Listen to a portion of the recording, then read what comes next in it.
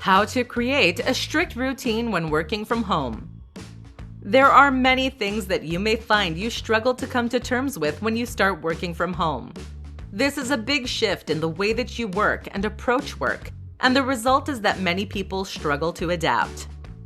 One big example is that the onus is now very much on you to decide how you wish to work.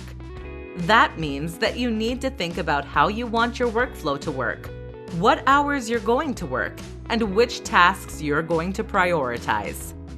In this presentation, we're going to look at how to create a routine that will help you maximize your productivity and get more done.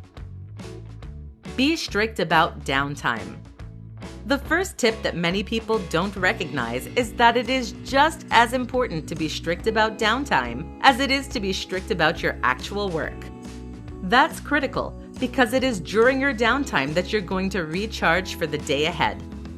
If you allow your work to creep into the rest of your day, then you're going to find that you end up failing to recharge your batteries properly. Thus, when you do start working, you will find that you have less energy and your mind is other places. Enjoy flexibility.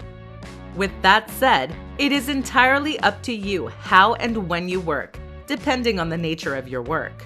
In other words, if you're someone who works best in the mornings, then there's no longer anything stopping you from working from 6 a.m. to 2 p.m. Alternatively, you can work an extra 1.5 hours every day and then take Fridays off. See what works best for you. Create accountability. Something else to consider is whether you have the ability to force yourself to be productive or whether you need an external form of accountability to make sure that you stay on course. Rather than create false stakes, setting punishments for yourself, etc., you can achieve this simply by changing the way you work with your boss or clients.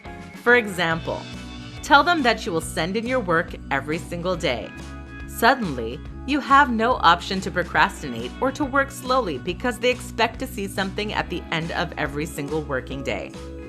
This can add a lot of discipline to your work process.